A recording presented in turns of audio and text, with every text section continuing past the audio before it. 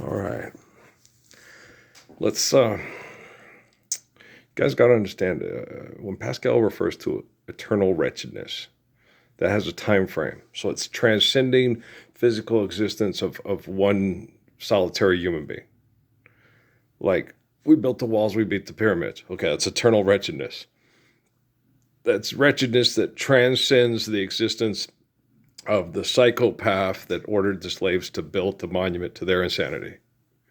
Right? And that's what Blaise Pascal is talking about with eternal wretchedness. Okay, you cannot grasp the infinite with the finite, so why even bother? I've had this argument with it wasn't an argument, it was trying to explain mathematics to my dad, and he told me, Earl, no, and I'm like, Dad, no. When he's talking about eternal wretchedness, he's talking about human transition of eternal finite delusions, trying to trap infinite glory in the finite delusions. Okay, eternal wretchedness. It has a time frame. You have the creation of man. Man tries to invent God and eliminate God with their invention, and that's eternal wretchedness. Now, you cannot grasp the infinite with the finite, so don't bother. So have faith in infinite glory, and don't try to replace infinite glory with your eternal wretchedness. It's just not hard. After I made this video this morning, I had lots of different things running through my mind. And the first one was about this beautiful woman named Natalie Michelle Parsons. Okay. And it's a date that will live in infamy, really. The Boat Ride Bedroom with the manipulation, the virtual presence from Scientology. Yes, Scientology, because we had them. They were in Santa Fe when we lived in Santa Fe. There's a lot of Scientologists, a lot of money and influence of Scientology in Santa Fe. You can censor all you want. It's not going to help you protect yourself from the technology that's becoming more intelligent than you, asshole.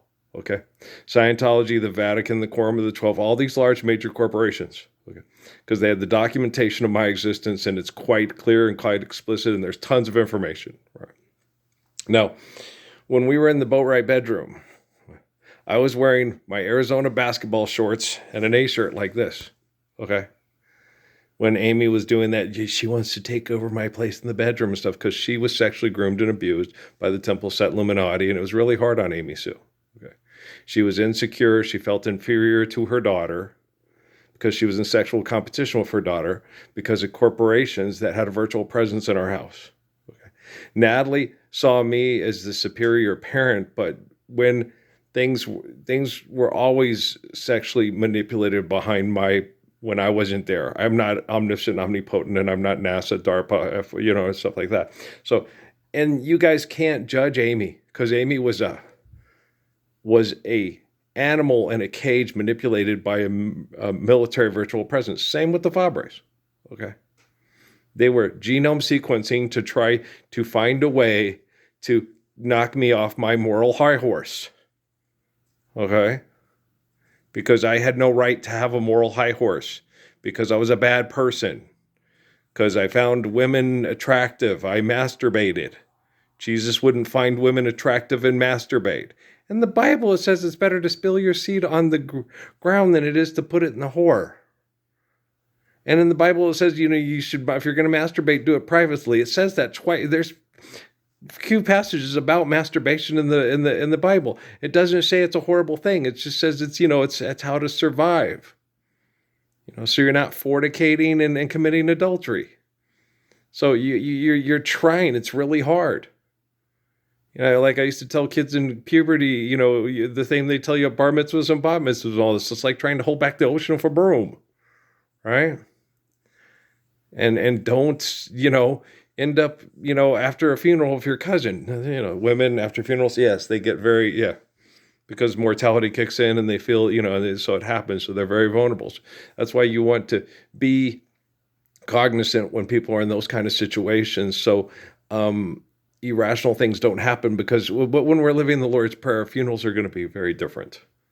More like an Irish rake, but you don't have to get drunk and drink all the booze because you don't have to feel sorry for yourself because you got to go back to the company store where you think you owe your soul to it the next day to go on that dim their minds, right? So do you guys understand? You better, okay? But after that, that's why Granny Goose thought Natalie was with me, because Natalie always wore my A shirts and always wore my shorts or my boxer shorts. She always walked around wearing them. Like most women that really love their boyfriend or their husband do. They like to wear their A shirts and their boxer shorts. Okay. Tammy stole my A shirts and boxer shorts. Uh, uh, Jeremy and out of the laundry room. I've lost more boxer shorts and more A shirts to women that I never had sex with. Okay. Than just about any man in the history of the planet. They all love running around in my A shirts and my boxer shorts. King David's in the house. Yeah, so that did happen. But a lot of that would not happen if it wasn't for corporate corruption and the virtual presence of the scientific community. Okay, stuck in their eternal wretchedness, trying to be superior, quote, intellectually to my humility. Right? It's not hard. This is real easy, guys. So, Natalie, like I told her, I told her I feel the same way about you that I do about Miriam and Edna and Michelle Bowen. I love you that way. You're that type of woman. You stood up to protect me and you stood up to protect Patrick when other women weren't capable or wouldn't do it or were angry because their man wasn't as good of a man as me or Patrick. And me or Patrick weren't interested in them because they weren't as good of a woman as Miriam, Edna, Michelle, or Natalie, right? Amy and Steffi were put in very difficult situations and made to feel inferior to their spouse, to their children, because of scientific people studying them saying, and that happened a lot with Amy. Okay, I was 14 years older than Amy. Everybody thought we were around the same age, and then he gets in shape. At first, he's too hot for her. So Amy made it to where I was always depressed. We put on weight together. She would go get pregnant without my assistance. She was very difficult to be in a relationship with, but it was not her fault. Would this have happened? And would my parents have had difficult relationships? Would my sisters be put in positions? I got that with Jennifer Lopez the other day about my sister Pancha.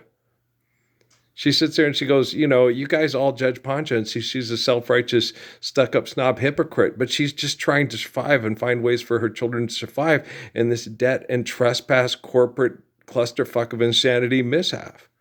Jennifer was just being empathetic to Pancha's plight and how Pancha survived it. And the girls she noticed all survived differently because they all try to use what they have to survive it. If it's their time, Treese just, became suicidal, aggressively, violently suicidal with the cigarettes and the energy drinks and they don't tell me what to do. She was like my mom in that way. Mom would just go in because we were stuck in this hell and she felt no end to it because she's a woman. Life's eternal and grace is infinite. And there seems to be no end because of the way the brain is wired different. Okay. Me, I'm like, you have to be constant. Because if you don't, you're giving the kids fight, fuck for money instead of the Lord's Prayer. And that's, no. I look at Amy Maribel Muniz and I say, oh, hell no. It's like saying Emily Grace Parsons is not worthy of being able to live the Lord's Prayer. Kate Addison Parsons isn't worthy of it. Noah Channing Parsons is not. Crum Yoga Forverb is not. And I refuse to say that. Okay. And I refuse to give in to that. Like Little Huck told me with this picture. I asked him, why did you do that? You were assassinated at 17. Why didn't you try to do this? Turn left in Albuquerque or whatever. Why did you get up and do what you had to do? That's why. Because they're always looking up at you. They're always little and cute and vulnerable, and they need your love and your protection. That is why Martin Luther King was assassinated. The Kennedys were assassinated. Do you understand? And then they grow up. And if you don't give them the Lord's Prayer, they have little kids looking up at them saying, help, yelp, yelp, yelp. Do you understand me? Okay, you better understand me. Because Earl ain't messing around. Okay, I am not messing around. I tell you. Okay, I'm really serious about this. Okay, so you have to understand the eternal wretchedness of evil and how it's insidious. And as long as it has the disease and the bacteria to grow because of the conflict over money and the egotistical selfishness of the conflict over money and buying into that stuff and seeing his entertainment and watching those insidious disgusting shows over and over again, and some of them are ridiculous. And Scooby-Doo, it's like we could go back and go, gosh, aren't you glad we're not living those Scooby-Doo days anymore? Me too. It is so nice to be living the Lord's Prayer. Scooby-Doo days, it's not fun. Haunted houses are not fun. It's overrated. Laser tag, paintball's overrated. It's all overrated. What about a water balloon fight? On a good day? And water gun fights? Somebody could slip and fall. It's all fun until somebody slips and falls and hurts himself. Yeah, that's true. Try not to run. Just say it's water. It's a warm day. And we're in Tucson or Phoenix. And let's get those T-shirts wet. Right? Okay, do you understand? And everybody try to control those hormones. And remember, it is better to spill your seed. We're living the Lord's Prayer. So, okay. Thou shalt not covet. There you go. Okay. Thou shalt not commit adultery. There you go. Okay. So we're living the Lord's Prayer. So we don't have to do this better spill your seed on the floor than it is to put it in a whore. But you don't masturbate in public because you do things privately, because sex is a form of private, loving protection. Okay, guys, love you. Let's load this one up. You have to talk about things that people consider sensitive if you're going to intelligently have a conversation for us to live good, private, intimate, protecting, truthful, faithful, loving lives. If you're not capable of doing that, then you're not strong enough to be honest because you're not truthful. Okay? I am. Love you.